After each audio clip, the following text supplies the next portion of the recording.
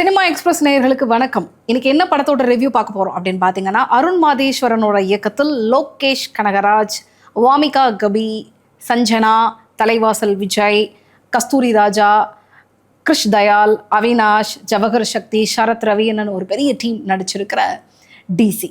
இந்த படத்தோடைய teaser release ஆன உடனே லோகேஷ் கனகராஜை தான் ஃபஸ்ட்டு சோஷியல் மீடியாவில் போட்டு பழந்தாங்க. டைரக்ஷன் பண்ணிகிட்டு இருந்தார். அவருக்கு சில அப்ஸ் அண்ட் டவுன்ஸ் அந்த டைமில் வந்துக்கிட்டு இருந்தது. பட் இப்போ எதுக்கு ஹீரோ வேலை அப்படின்னு சொல்லிட்டு எனக்கு தெரிஞ்சு பாசிட்டிவாக நான் ஒரு போஸ்ட் கூட ஜென்ரலாக நான் பார்க்கவே இல்லை. மேபி என்ன கண்ணோட்டத்தில் எதை வச்சு சொன்னாங்க அப்படிங்கிற ஒரு மிகப்பெரிய கேள்வி எனக்கு இன்ன வரைக்கும் இருந்துக்கிட்டே இருக்கு. ஆல்ரைட். ஸோ இத்தனை விமர்சனங்கள் ஒரு பக்கம் நீங்கள் சோஷியல் மீடியாவை திறந்தாலே லோகேஷ் கனகராஜை வச்சு வரக்கூடிய மீம்ஸு, அவருடைய ஃபேஸை எல்லா விதமான சிச்சுவேஷனுக்கும் பொருத்தி போடுற மாதிரி பண்ணக்கூடிய அந்த இமேஜஸ், இதுதான் முழுக்க முழுக்க நிறைஞ்சு கிடக்கு. ஆனால் இது எல்லாத்துக்குமே லோகேஷ் கனகராஜ் எங்கேயும் நிதானத்தை இழக்கலை. அவர் அமைதியாக ஒரு வேலையை பார்த்துக்கிட்டு சரி ஓகே நான் ஒரு முடிவு எடுத்திருக்கேன், அது படமாக பண்ணியிருக்கோம், எப்படி வருதுன்னு பார்ப்போம் அப்படிங்கிற மாதிரி ரொம்ப குவைட்டாக இருந்தார். இன்னொரு விஷயம் பார்த்தீங்கன்னா, டிசி படத்துக்கு ப்ரொமோஷன் அப்படிங்கிறது நான் எங்கேயுமே பார்க்கல. இந்த படத்துடைய மொத்த ப்ரொமோஷனையும் அனிருத் கொடுத்த அந்த மியூசிக் மிகப்பெரிய ஒரு எலிவேட் கொண்டு போய் அதை ரீச் பண்ணும் அப்படிங்கிற மாதிரி ஒரு பெரிய ஹோப்பில் இருந்திருக்காங்க. ஏன்னா பேசிக்காக அட்லீஸ்ட் படத்தோட ஹீரோ இன்டர்வியூஸ் கொடுக்கல அப்படின்னாலும் டைரக்டர், சின்ன சின்ன கேரக்டர்ஸ் நடித்தவங்க, டெக்னீஷியன்ஸ் யாராவது இன்டர்வியூஸ் கொடுப்பாங்க. பட் டிசியை பொறுத்த வரைக்கும் டைரக்டர் பேசலை, ஹீரோ பேசலை, ஹீரோயின்ஸ் யாரும் பேசலை. இவ்வளோ பெரிய ப்ரொமோஷனல் ஆக்டிவிட்டீஸ் எதுவுமே இங்கே நடந்த மாதிரிலாம் இல்லை. ரைட், படம் ரிலீஸ் பண்ணுவோம், என்னென்னு பார்த்துக்கலாம் அப்படின்னு கான்ஃபிடென்ட்டாக ரிலீஸ் பண்ணியிருக்காங்க. இந்த கான்ஃபிடென்ட் எல்லாம் என்ன ஆச்சு அப்படிங்கிறத பார்த்துடலாம். ஸோ படத்துலேயே ட்ரெய்லரில் நீங்கள் பார்த்துருப்பீங்க, அந்த கட்ஸை வச்சு ஒரு கதை என்ன அப்படிங்கிறத சொல்லியிருப்பீங்க. சில பேர் எப்படின்னா ட்ரெய்லர் கட்ஸை வேறு மாதிரியும் படத்தில் வேறு மாதிரியும் வச்சு கன்ஃபியூஸ் பண்ணுவாங்க. என்னென்னா ஆடியன்ஸை உள்ளே இழுத்துட்டு வர்றதுக்கான ஒரு க்யூரியாசிட்டியை தூண்டுறதுக்கு. சில பேர் என்னென்னா தன்னுடைய ஒட்டுமொத்த படத்தோடைய கதையை சின்ன சினாப்சிஸாக ட்ரெய்லரில் அடக்கி இதை வச்சு உள்ளே வாங்க அப்படின்னு சொல்லுவாங்க. நான் அருண் மாதேஸ்வரன் ஃபஸ்ட் டைம் இந்த மாதிரி ஒரு ட்ரெய்லர் கட்ஸ் பண்ணதை பார்க்குறேன். ஏன்னா அவரோட ப்ரீவியஸ் மூவியோட ட்ரெய்லர் கட்டில் இருந்து டிசி கம்ப்ளீட்டாக வேறு மாதிரி இருந்தது. ரைட்டு. ஸோ கதை என்ன அப்படின்னு பார்த்தீங்கன்னா, அடிதடி கேங்கில் இருக்கக்கூடிய நம்ம லோகேஷ் கனகராஜ், அவரை சுற்றி இருக்கக்கூடிய நண்பர்கள், அவங்க லைஃப்பில் ஒரு விஷயம் நடக்குது. அதன் பிறகு அதை நோக்கி ஓடிக்கிட்டு இருக்காங்க. இன்னொரு பக்கம் வாமிகா கபி சின்ன வயசுலேயே பார்த்தீங்கன்னா பெற்றவர்களாகவே ஒரு விடுதிக்கு விற்கப்பட்ட பெண். அவங்க லைஃபு ரொம்ப இதுவாக தான் போயிட்டு இருக்கு. இவங்க எல்லாரும் ஒரு பாயிண்டில் கனெக்ட் ஆகுறாங்க. அங்கேருந்து தன்னோட லைஃப்பில் அடுத்து என்ன அப்படிங்கிறது ஓட்டம் தான். எதை நோக்கி அந்த பயணம் போகுது, இவங்க எல்லாம் ஒரு பாயிண்டில் கனெக்ட் ஆகிறப்ப அவங்களுடைய லைஃப் எதை நோக்கி பயணப்படுது அப்படிங்கிறது தான் இந்த டிசி படத்துடைய கதையாக கொடுத்துருக்காங்க. ஆல்ரைட், இது என்னோட பர்செப்ஷனில் சொல்லியிருக்கேன். பட் இதை அருண் மாதேஸ்வரன் இந்த பாயிண்ட் ஆஃப் வியூவில் சொல்லியிருக்காரா அப்படின்னு கேட்டிங்கன்னா இல்லை, வேற கோணமாக இருக்கலாம். ஏன்னா டைரக்டர் அப்படிங்கிறதுனால வேற கோணத்தை சொல்லியிருக்கலாம். இப்போ நீங்கள் போய் இந்த படத்தை பார்த்தீங்கன்னா உங்களுக்கு ஒரு கண்ணோட்டம் தெரியலாம். ஸோ இப்படி காட்சியில் பார்க்கக்கூடிய ஒவ்வொருத்தருக்கு ஒரு பெர்ஸ்பெக்டிவ் அப்படிங்கிறது மாறிக்கிட்டே இருக்கிறதுக்கு வாய்ப்புகள் இருக்கு. ரைட்டு. ஸோ இந்த ஸ்டோரியை எக்ஸிக்யூட் பண்ண விதத்தில் அருண் மாதேஸ்வரன் கிட்ட நான் சில ப்ளஸஸ் ஃபஸ்ட்டே சொல்லணும் அப்படின்னு நினைக்கிறேன். நெகட்டிவ்ஸ் இருக்குது, பட் அதை பற்றி நம்ம ஃபைனலாக பேசிக்கலாம். இந்த படத்தை அவர் ஹேண்டில் பண்ண விதத்தில் லீனியராக ஸ்டோரி சொன்ன விதம் ரொம்ப பிடிச்சிருந்தது. ஏன்னா இப்போ சமீப காலங்களில் வரக்கூடிய படங்களை ஸ்ட்ரைட்டாக நடந்தது, அதாவது ஓப்பனிங்கு, அப்புறம் நடுவில் ஒரு ட்விஸ்ட்டு, இன்டர்வெல்லு, கிளைமேக்ஸ் அப்படிங்கிற மாதிரி ஒரு பேட்டர்ன் ஆஃப் சினிமா இருக்குல்ல, அதில் இல்லாமல் நான் லீனியரை உள்ளே வச்சு ஃப்ளாஷ்பேக்கு அது இதுன்னு சொல்லி அப்புறம் நடக்கிற சம்பவத்தெல்லாம் இப்படி இப்படி இப்படி அதாவது நேராக அப்படி போகிறதுக்கு இப்படி இப்படி இப்படி இப்படிலாம் போயிட்டு வருவாங்கல்ல, அந்த மாதிரி ஒரு மோட்டிவில் படம் சொன்னாதான் எல்லாருக்குமே பிடிக்குது. ஏன்னா பேட்டர்ன் அந்த மாதிரி கொஞ்சம் ரசிக்கிறாங்க மக்கள். அப்படி இல்லாமல் கம்ப்ளீட்டாக லீனியராக அந்த கதையை சொன்னதில் ஒரு மிகப்பெரிய தில்லு வேணும். அதை இந்த டைமில் அச்சீவ் பண்ணதையும் சுவாரஸ்யமாக பண்ணதுக்கும் கண்டிப்பாக ஒரு பெரிய அப்ரிஷியேஷன் கொடுக்கணும். ஏன்னா ரொம்ப நேர்த்தியாக அதை டீசெண்டான ஒரு மேக்கிங் கொடுத்துருக்காரு அப்படிங்கிறத நம்ம சொல்லியே ஆகணும். கதையோட எந்த ஃப்ளோலே பார்த்தீங்கன்னா எனக்கு எங்கேயுமே ஒரு சின்ன சலிப்போ ஒரு சின்ன ஒரு தொய்வோ எதுவுமே ஏற்படலை. அதுவும் பார்த்தீங்கன்னா ஒரு மிகப்பெரிய ப்ளஸ். லீனியரில் கதை சொல்கிறப்ப இது ஒரு பெரிய நோட் பண்ணக்கூடிய பாயிண்ட்டு. ஏன்னா எங்கேயாவது போர் அடிக்கும், என்னடா இது இப்படியா அப்படியா இவனுங்களா அவனுங்களா அப்படிங்கிற மாதிரி குறை சொல்லி நம்ம பாயிண்ட் அவுட் பண்ணி பேசுறதுக்கு நிறைய விஷயங்கள் இருக்குது. ஆனால் அதுக்கு எதுக்குமே ஸ்பேஸ் அப்படிங்கிறத அருண் மாதேஸ்வரன் கொடுக்கவே இல்லை. ஸோ அதுவே மிகப்பெரிய ப்ளஸ். அருண் மாதேஸ்வரனோட ப்ரீவியஸ் படங்கள் எல்லாமே எடுத்துக்கிட்டிங்க அப்படின்னா ஒரு பெரிய ராவான படங்கள் தான். அவர் எதுவும் வந்து இதுக்கு வரைக்கும் வந்து கொடுத்த படங்களில் வந்து ரொம்ப வயலன்ஸ் கம்மியாக இருக்கிற மாதிரியான படங்கள் எடுத்துக்கிட்டிங்க அப்படின்னா நான் டிசியை தான் சொல்லுவேன். அப்போ நீங்கள் ப்ரீவியஸ் மூவியெல்லாம் வந்து கம்பேர் பண்ணிக்கோங்க. பட் என்னை பொறுத்த வரைக்கும் நான் பார்த்துருக்கேன், ராக்கி பார்த்துருக்கேன், கேப்டன் மில்லர் பார்த்துருக்கேன், சானிகா இதை பார்த்துருக்கேன். இந்த மாதிரியான பல படங்கள் வந்து பார்த்ததுக்கு பிறகு வந்து டிசியும் பார்க்கறதுனால மற்றதை கம்பேர் பண்ணுறப்ப இதில் இந்த கதைக்கு எவ்வளவு தேவையோ அந்த ஒரு விஷயத்தை தான் வந்து பண்ணியிருக்காரு. ஸோ இது ரொம்ப முக்கியமான விஷயம். இன்னொன்று என்னன்னா, ரத்தம் தெறிக்க தெறிக்க வன்முறை கொஞ்சம் தூக்கலாக இருக்கக்கூடிய படங்கள் வந்து எடுக்கிறப்ப ஆடியன்ஸ் வந்து கொஞ்சமாவது கன்வின்ஸ் ஆகணும். அவன் ஏன் அவனை போட்டு அந்த குத்துறான் அப்படிங்கிறப்ப உட்காந்து பார்க்குறேன் நான் வந்து ஏன்டா அப்படி படுத்துறீங்க, பாவம் தானே விடுங்க அப்படின்னு ஆயிடுச்சுன்னா அங்கேயே வந்து உங்களுடைய கிரியேட்டிவ் இதில் வந்து உங்களுக்கு அது சரின்னு பட்டிருக்கு, பார்க்கக்கூடிய எனக்கு சரின்னு படலைன்னு அர்த்தம். ஆனால் ஸ்க்ரீனில் ஒரு விஷயம், ஒரு சம்பவம் நடக்கிறப்ப பார்க்கக்கூடிய ஆடியன்ஸான நான் இது வேணும், இதுதான் சரி, இது கரெக்டு. ஏன்னா சினிமா இட்ஸ் ஆல் வந்து கற்பனை தான், அங்கே நிஜத்தில் எதுவும் நடக்கிறது இல்லை. புரியுதுங்களா உங்களுக்கு? ஸோ அப்போ என்னுடைய உள்ளுணர்வு வந்து ரைட், இது இப்படி தான் இருக்கணும், இதுக்கு இந்த தண்டனை தான் கொடுக்கணும். ஏன்னா நம்மளால் நிஜத்தில் போய் நம்ம நினச்ச மாதிரி சில விஷயங்கள்லாம் பண்ண முடியாது. அப்போ ஹீரோக்கள் வந்து ஸ்க்ரீனில் பண்ணுறாங்க, அதுதான் சினிமாவுக்கும் நமக்குமான கனெக்ட். ஓகேங்களா? ஸோ அப்போ இதை ஆடியன்ஸாக இருக்கக்கூடிய நான் வந்து கன்வின்ஸ் ஆகிற மாதிரி வந்து இதில் வன்முறையாக இருக்கட்டும், சம்பவங்களாக இருக்கட்டும், சீன்ஸாக இருக்கட்டும், அதை வந்து கொடுத்துருக்காரு. ஸோ அது வந்து ஒரு மிகப்பெரிய ப்ளஸ்ஸாக வந்து இந்த படத்தில் நான் பார்க்குறேன். ஸோ இதில் வந்து கேரக்டர்ஸை வந்து ஹேண்டில் பண்ண விதமும் வந்து பார்த்திங்கன்னா பயங்கர ரொம்ப நல்லா இருந்தது. எனக்கு அவர் வந்து படத்துக்கு யூஸ் பண்ண டோன்ஸ், அந்த கலர் டோன் வந்து பார்த்திங்கன்னா கைண்ட் ஆஃப் அ கிளாசிக், ஒரு ரெட்ரோ ஃபீல். ஆனால் நடக்கிற இதுதான் இருக்குது. பட் அந்த டோன்ஸை வச்சு நான் அந்த ஒரு கிளாசிக்கல் ஒரு ஃபீல் வந்து எனக்கு இந்த படத்தில் வந்து என்னால் பார்க்க முடிஞ்சுது. அதே மாதிரி எல்லாமே ஒரு மாதிரி ஆர்டிஸ்டிக்காக இருந்தது அப்படிங்கிற சொல்லலாம். இந்த மாதிரியான கதைகளில் ஆர்டிஸ்டிக் ஃபீலும் கொண்டு வரலாம் அப்படிங்கிறதையும் வந்து அருண் மாதேஸ்வரன் வந்து இந்த படத்தில் சொல்லியிருந்தார். ஸோ இதை பற்றி பேசுறதுக்கு இன்னும் பல ப்ளஸஸ் இருக்குது. பட் நான் இன்னும் மற்றவங்களை பற்றியும் பேசணும் அப்படிங்கிறதுனால coming to casting, Lokesh Kanagaraj இவருக்கு எதுக்கு இந்த வேலை, ஏன் நடிக்க வர்றாரு அப்படின்னு சொல்லிட்டு ஏகப்பட்ட நக்கலுக்கு மத்தியில் அதுக்கு வந்து பர்ஃபெக்டாக ஒரு பதில் கொடுத்துருக்காரு அப்படின்னு தான் சொல்லணும். இனிமேல் லோகேஷ் கனகராஜை வந்து நீங்கள் ஏன் நடிக்க வந்தீங்க அப்படிங்கிற மாதிரி யாராவது கேள்வி கேட்டிங்கன்னா டிசி எடுத்து வந்து அவங்கக்கிட்ட கொடுத்துட்டு பார்த்துட்டு பேசுப்பா அப்படிங்கிற மாதிரி தைரியமாக சொல்லலாம். காலர் நம்ம தூக்கி விட்டுட்டு கெத்தாக சொல்லலாம் அப்படிங்கிற மாதிரியான ஒரு பர்ஃபார்மன்ஸு. ஏன்னா பேசிக்காக ஒரு டைரக்டர் அப்படிங்கிறதுனால எல்லாருக்கும் நடிக்கிறதுக்கு சொல்லி கொடுத்துருவாரு. இந்த சீன் இப்படி தாங்க கொண்டு போகணும் அப்படின்னு சொல்லிட்டு ப்ரீவியஸ் படங்களில் எல்லாருக்கும் நடிப்பு சொல்லி கொடுத்துருவாரு. ஸோ நல்லா நடிக்க சொல்லி கொடுக்குறவங்களுக்கு நடிப்பு அப்படிங்கிறது தானாகவே வரும். பட் அந்த கேரக்டரை வந்து கேரி பண்ணுறப்ப ஒரு டெப்த் ஃபீல் வந்து ரொம்ப முக்கியம். ஏன்னா லோகேஷோட கேரக்டர் தேவதாஸ் அப்படிங்கிற கதாபாத்திரம் வந்து பார்த்தீங்கன்னா லைஃப்பில் வந்து எதை பற்றியும் கவலைப்படாத ஒரு கதாபாத்திரம். இதுக்கப்புறம் பார்க்கறதுக்கு என்னடா இருக்குது, எல்லாத்தையும் பார்த்துட்டோம்ல அப்படிங்கிற மாதிரியான ஒரு கதாபாத்திரம். அந்த கேரக்டரில் வந்து பார்த்தீங்கன்னா ஒரு வெறுமை வந்து இருந்துக்கிட்டே இருக்கும். அந்த ஃபேஸில் வந்து அது தெரிஞ்சுக்கிட்டே இருக்கணும்.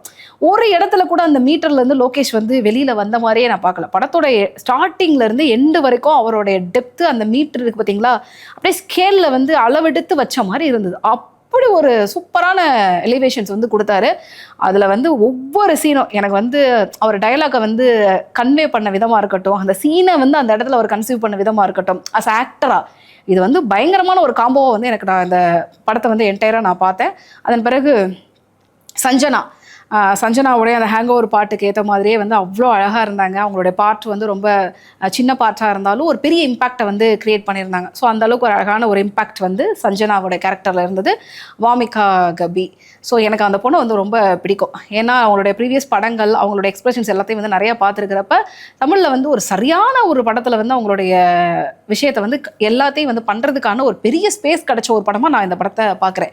நான் நிறைய படங்கள் வந்து ரிவ்யூ பண்ணுறப்ப சில இதை வந்து ரொம்ப நம்புவேன். என்னன்னு பார்த்தீங்கன்னா, ஒரு ஆர்டிஸ்ட் வந்து கன்வே பண்ண முடியாததை அவங்களுடைய கண்கள் வந்து கன்வே பண்ணிட்டோம். அந்த கண்கள் வந்து என்ன கன்வே பண்ணுறது அப்படிங்கிறத கரெக்டாக கேப்சர் பண்ணுற டைரக்டர்ஸ் இண்டஸ்ட்ரியில் வந்து ரொம்ப கம்மி. ரொம்ப மைன்யூட்டாக நீங்கள் யோசிச்சு பார்த்தீங்க அப்படின்னா தான் Bharathi Raja kind of directors அவங்கெல்லாம் வந்து ஆர்டிஸ்டோட கண்ணு வந்து என்ன கன்வே பண்ணுது அப்படிங்கிறத கரெக்டாக கேப்சர் பண்ணுவாங்க. ஸோ வாமிகா கபிக்கு நேச்சுரலாகவே அந்த ஒரு விஷயம் இருக்குது. அதை கரெக்டாக அருண் மாதேஸ்வரன் கேப்சர் பண்ணியிருக்காரு இந்த படத்தில் அப்படிங்கிறத இந்த இடத்துல நான் சொல்லணும்னு நினச்சேன். அதுக்கப்புறம் வந்து கிருஷ் தயால் அப்படின்னு சொல்லிட்டு போஜராஜ் கதாபாத்திரத்தில் ஒரு போலீஸ் கேரக்டரில் வந்து கிருஷ் தயால் பண்ணியிருக்காரு. தமிழ் சினிமாவில் அடுத்து சில வருஷங்களுக்கு பிஸியாக இருக்க போகிற ஒரு ஆர்டிஸ்ட் லிஸ்ட்டில் கிருஷ் தயாலை வந்து இப்போவே வந்து சேர்த்துக்கலாம். என்ன வில்லனிசம் அந்த ஆளுக்கு ஒரு, அதாவது ரொம்ப நார்மலாக பார்க்கக்கூடிய ஒரு காமன் மேன் தான். நீங்கள் ரோட்டில் அப்படி பார்த்தீங்கன்னா நம்ம கிராஸ் பண்ணி போகக்கூடிய ஒரு நபர் தாங்க. அந்த நபருக்குள்ளே இப்படிப்பட்ட ஒரு உள்ள ஒரு வன்மம் இருந்தால் எப்படி இருக்கும். அந்த கைண்ட் ஆஃப் கேரக்டர் வந்து அவ்வளோ அழகாக பண்ணியிருக்காரு. அதுக்கப்புறம் ஃப்ரெண்டாக வரக்கூடிய அவினாஷுடைய கதாபாத்திரம் படத்தோடைய ஸ்டார்டிங்லேருந்து கடைசி வரைக்கும் ஒரு நண்பராக வந்து கூடவே நிற்கிறார். எனக்கு அந்த கேரக்டர் மேலே ஒரு டவுட் இருந்தது.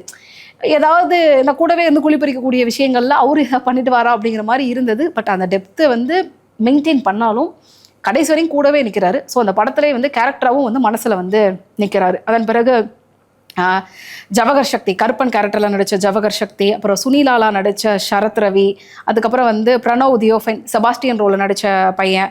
இந்த மாதிரி ஒவ்வொருத்தருடைய கேரக்டர்ஸும் வந்து பார்த்திங்கன்னா அவ்வளோ அழகான பிளேஸ்மெண்ட்ஸு, எங்கேயுமே எதுவுமே டிஸ்டர்ப் பண்ணலை. எந்த கேரக்டருமே வந்து ஜஸ்ட் லைக் தட் அப்படிங்கிற மாதிரி யூஸ் பண்ணப்படலை. எல்லாத்தையும் வந்து அவ்வளோ அழகாக வந்து பயன்படுத்தியிருக்காரு அப்படிங்கிறதையும் இந்த இடத்துல வந்து சொல்லணும். தென் கம்மிங் டு காஸ்டிங்கை பொறுத்த வரைக்கும் இந்த படத்தை வந்து பிள்ளையார் சொல்லி போட்டு நான் இதில் தான் ஸ்டார்ட் பண்ணியிருக்கணும். யாரோட பெயரில் அப்படின்னு பார்த்தீங்கன்னா மிஸ்டர் அனிருத் ரவிச்சந்தர். ஒரு டிசி அப்படிங்கிற படத்தை வந்து ஜென்ரல் பப்ளிக்ல இருந்து எல்லாருக்குமே வந்து ப்ரொமோஷன்ஸே எதுவுமே தேவைப்படாமல் கொண்டு போய் சேர்த்ததில் பெரும் பங்கு வந்து அனிருத்துக்கு இருக்குது. ஏன்னா அவர் போட்ட அந்த ஒரு பதனிசஸா அப்படிங்கிறது வந்து பட்டி தொட்டியில் எல்லா இடத்துலையும் போகிறோம். நான் இப்போ காமனாக ஒரு இடத்துல போகிறேன் அப்படின்னா 10 பேராவது ரிங்டோனை வச்சுருக்காங்க. 4 பேரை ஒரு மினிமம் ஒரு 100 பேராவது வந்து அதை வந்து ரீல் பண்ணுறாங்க. ஏதோ ஒரு இதில் வந்து பயன்படுத்துகிறாங்க. ஸோ அப்படிப்பட்ட ஒரு இம்பேக்டை க்ரியேட் பண்ண அந்த பாட்டு, அந்த பர்டிகுலர் பிஜிஎம் மியூசிக்கை படத்தில் வந்து அருண் மாதேஸ்வரன் எப்படி பயன்படுத்துவார் அப்படிங்கிற ஒரு பெரிய இது இருந்தது எனக்கு. ஏன்னா அதுக்கு தயாராகிக்கணும், ப்ரிப்பேர் ஆகிக்கணும் அப்படிங்கிற மாதிரி ஒரு மோட்டிவில் தான் இருந்தேன். கரெக்டாக இன்டர்வல் போர்ஷன் பிகின் ஆகிற அந்த 10 நிமிஷம் பிளாஸ்ட், அந்த பிஜிஎம்மு, அதை சீனு, அந்த இன்டர்வல் போர்ஷன் அப்படி ஒரு பிளாஸ்ட் வந்து பண்ணி விட்டாரு. அவ்வளோ கூஸ் பம்ப்ஸாக இருந்தது பார்க்குறப்பவே. என்னடா அப்படிங்கிற மாதிரி ஒரு மேஜிக்கல் மூமெண்ட் அப்படின்னு தான் சொல்லலாம். அதே மாதிரி கிளைமேக்ஸ் கேட்ட லாஸ்ட் 10 நிமிஷம் சேம் பிஜிஎம்மோட ஒரு பெரிய எலிவேஷன், அதுவும் வந்து பிளாஸ்ட், அப்படிப்பட்ட ஒரு விஷயம். ஸோ கண்டிப்பாக இந்த படத்தில் அனிருத்தை மட்டும் இல்லாமல் நம்மளால் டிசியை கற்பனை கூட பண்ணி பார்க்க முடியாது அப்படிங்கிற மாதிரியான பிரம்மாண்டமான ஒரு உழைப்புங்க. ஒரே ஒரு பர்டிகுலர் பிஜிஎம் மட்டும் கிடையாது, ஒவ்வொரு இதுலேயும் வந்து அவர் நுணுக்கமாக வந்து இசை வந்து பயன்படுத்தியிருக்காரு அப்படின்னு தான் சொல்லணும். நிறைய கசல்ஸ் வந்து ட்ரை பண்ணியிருக்காரு, நிறைய குட்டி குட்டி பிட்ஸ், அதெல்லாம் வந்து மியூசிக்கெல்லாம் நமக்கு அதுக்கெல்லாம் சில பேர் சொல்லுவாங்க. நமக்கு அந்தளவுக்கு வந்து இசையறிவு இல்லைன்றனால அந்த பர்டிகுலராக அதுக்கு பேர் என்ன அப்படிங்கிறத நம்மளால் கரெக்டாக சொல்ல முடியல. குட்டி குட்டியான பிட்ஸ் எல்லாம் வந்து அந்த சீனை அது கேரி பண்ணிட்டு போகிற விதமும், அந்த நார்மல் சீனை வந்து அது எலிவேட் பண்ணுற விதமும் வந்து பார்த்திங்கன்னா அவ்வளோ நல்லாயிருக்கு. ஸோ நிச்சயமாக அனிருத், ஓ மை காட், ஒரு படத்தை பின்னணி இசை அப்படிங்கிறது எந்த அளவுக்கு எடுத்துகிட்டு போகும், எவ்வளோ இம்பேக்ட் க்ரியேட் பண்ணும், எவ்வளோ தூரம் ஹெல்ப் பண்ணும் அப்படிங்கிறதுக்கு ஒரு மிகப்பெரிய இதுவாக வந்து இந்த டிசியில் அனிருத்தோடைய ஒர்க்கை வந்து கண்டிப்பாக நம்ம மென்ஷன் பண்ணியே ஆகணும். சினிமாட்டோகிராஃபர் முகேஷ் நிறையா ரா லொக்கேஷன்ஸ், நிறைய நேச்சுரல் சன்லைட்ஸ் எல்லாம் வந்து பயன்படுத்தியிருக்காங்க. அவ்வளோ ஆர்டிஸ்டிக்காக இருக்குது. நிறைய வந்து சன் வந்து இருக்கக்கூடிய ஷார்ட்ஸ் எல்லாம் வந்து அவ்வளோ அழகாக இருக்குது பார்க்குறதுக்கே. ஒரு பர்டிகுலர் சீனில் வந்து வாமிகா வந்து சன்ரைஸை வந்து போய் ஃபஸ்ட் டைம் வந்து பார்ப்பாங்க. அப்போ லோகேஷை வந்து அவளை கூட்டிகிட்டு போகிறதுக்காக ஒரு சீன் வந்து அப்படியே வந்து கன்சீவ் பண்ணியிருப்பாங்க. விஷுவலாக பார்க்குறதுக்கு சரியான மேஜிக் அப்படிங்கிற மாதிரி அந்த இதெல்லாம் இருக்கும். ஸோ சூப்பராக ஒரு ப்ரில்லியண்ட்டான சினிமாட்டோகிராஃபி அப்படின்னு சொல்லணும். ஜிகே பிரசன்னாவுடைய எடிட்டிங் வந்து நான் இந்த படத்தை பொறுத்த வரைக்கும் ஃபஸ்ட் ஹாஃப் செகண்ட் ஹாஃபில் இது நீளம், இது குறைவு, இந்த இடத்துல கட்டு ஒன்றுமே சொல்கிறதுக்கு இல்லை. எனக்கு என்டையரில் எந்த இடத்துலையும் வந்து ஒரு பெரிய இதுவே இல்லை. அதனால் நீட்டான ஒரு சூப்பரான கிறிஸ்பான எடிட்டிங் அப்படிங்கிறத மென்ஷன் பண்ணியே ஆகணும். அதே போல் வந்து ஸ்டன்ட்ஸ் வந்து பார்த்திங்கன்னா பிசி ஸ்டன்ட்ஸ் வந்து பண்ணியிருக்காரு. நல்ல கொரியோகிராஃபி. ஏன்னா ராவான ஃபைட்டை தான் வந்து இந்த அருண் மாதேஸ்வரன், லோகேஷ் கனகராஜ் இவங்க டீம்லாம் வந்து விரும்புவாங்க. ஸோ அவங்களுக்குலாம் சேர்ந்து இவங்க ஒரு டீமாக வந்து ஆட் ஆன் ஆகிறப்ப அந்த ஸ்டண்ட் வந்து கொரியோகிராஃப் பண்ண விதமும் வந்து பயங்கரமாக இருந்தது. ஸோ ஓவரால் ஒரு நல்ல படம் தான். ஏன்னா அவங்க ஆல்ரெடி கேட்டகரைஸ் வந்து பண்ணிட்டாங்க, இது வந்து கண்டிப்பாக வந்து அடல்ட்டுக்கான ஒரு படம் தான் அப்படிங்கிறப்ப நீங்கள் குழந்தைகளோட பார்க்கலாமா, குடும்பத்தோடு பார்க்கலாமா அப்படின்லாம் தயவுசெய்து கேட்காதீங்க. இது பியோர்லி அவங்களோட டார்கெட் ஆடியன்ஸ் யார் அப்படிங்கிற தெளிவாக சொல்லிவிட்டு சர்டிஃபிகேட்டையும் வந்து கரெக்டாக போட்டாங்க. அதனால் பெரிய ஆட்கள் நீங்கள் எல்லோரும் வந்து இந்த படத்தை தாராளமாக வந்து தேட்டரில் போய் பாருங்கள். ஒரு நல்ல ஒரு சூப்பரான ஒரு எக்ஸ்பீரியன்ஸ் வந்து ஒரு kind of a classical experience வந்து உங்களுக்கு கிடைக்கும். அதே மாதிரி ஒரு தரமான டீசெண்டான ஃபிலிம் மேக்கிங்காகவும் இந்த படம் வந்து இருக்கும். நான் ஒரே ஒரு பாயிண்ட் தான் சொல்லணும்னு நினைக்கிறேன். இவ்வளோ வன்முறை தேவையா, இவ்வளவு இது தூக்கலா, இவ்வளவு வந்து இதுவா அப்படின்னு நினைக்கக்கூடிய ஆடியன்ஸ் வந்து பார்த்தீங்கன்னா அவங்களையும் கன்வின்ஸ் பண்ணுற மாதிரியான விஷயங்கள்லாம் அந்த படத்தில் வந்து டைரக்டர் கொடுத்துருக்காரு. ஸோ உங்களை அதுக்கும் நீங்கள் அதுக்கும் கன்வின்ஸ் ஆகிடுவீங்க அப்படிங்கிறத இந்த இடத்துல நான் வந்து ஓவரால் சொல்ல வரேன். ஸோ நெகட்டிவ் அப்படின்னு சொல்கிறப்ப பார்த்தீங்கன்னா கண்டுபிடிச்சி ஏதாவது நம்மளா சொன்னால் தான் உண்டு. என்ன அந்த வன்முறையை தவிர வேறு என்ன இருக்குது? எல்லா ஆடியன்ஸும் பார்க்குற மாதிரி படம் தான், அவர் தான் எடுக்கலையே, அப்புறம் ஏன் நம்ம வாலண்டியராக அவரை வலுக்கட்டாயமாக வந்து நீ ஏன் எடுக்கலைன்னு கேட்க முடியும்? அதனால் இது பியோர்லி எந்த ஆடியன்ஸுக்கு அப்படிங்கிறத தெளிவாக சொல்லிட்டாரு. நீங்கள் போய் பார்த்துட்டு உங்களோட எக்ஸ்பீரியன்ஸ் எப்படி இருக்குது அப்படிங்கிறத கமெண்ட்ஸில் சொல்லுங்கள்.